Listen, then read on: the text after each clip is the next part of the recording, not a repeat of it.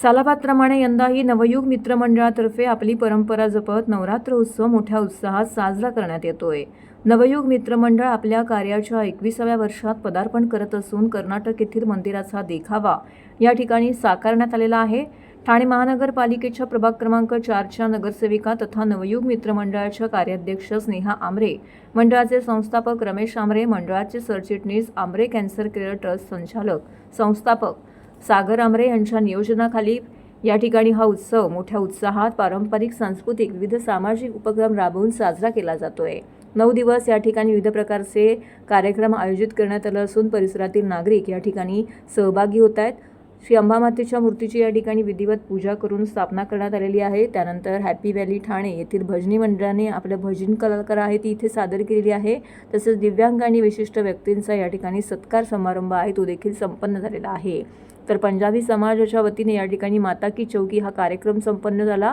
या प्रसंगी आमदार निरंजन डावखरे, भारतीय जनता पक्षाचे ठाणे जिल्हा अध्यक्ष संदीप लेले, इतर मान्यवर पदाधिकारी, कार्यकर्ते, ठाणेकर नागरिक मोठ्या संख्येने येथे उपस्थित होते।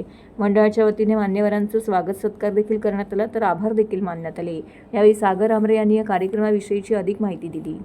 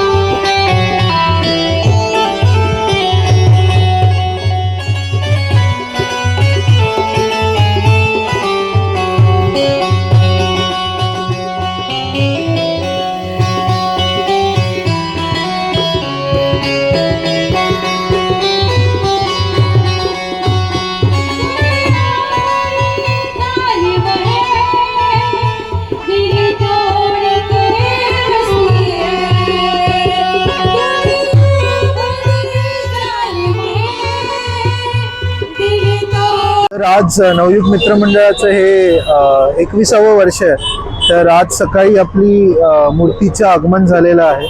स्थापना झाल्यानंतर आजच्या कार्यक्रमामध्ये आपण दिव्यांगांसाठी स्टीमर अवेलेबल केलेलं भाजपा सेलतर्फे, तसेच आपण आता माताची चौकी अरेंज केलेलं आहे। तर ते त्यांचं आता इकडे सुरुवात करतायत।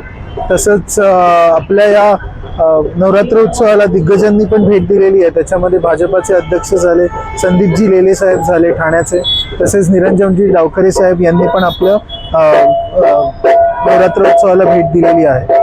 तरी मी सर्व प्रभाग क्रमांक 4च्या लोकांना आवाहन करेन की त्यांनी नवरात्र उत्सवाला आणि आपल्या या प्रोग्राम आपण जे काही अरेंज केलेले आहेत प्रत्येक दिवशी त्याला भेट द्यावी, एवढंच सांग। देखावा मी जसं सांगितलेलं प्रेस कॉन्फरन्समध्ये, पण आपण एक कर्नाटकचं मंदिर उभारलेलं आहे। तर कर्नाटकच्या मंदिराची प्रतिकृती आपण इकडे उभारलेली आहे आणि ती आपण पूर्णपणे त्याच्यामध्ये सक्सेसफुल झालेलो आहे उभारण्यामध्ये।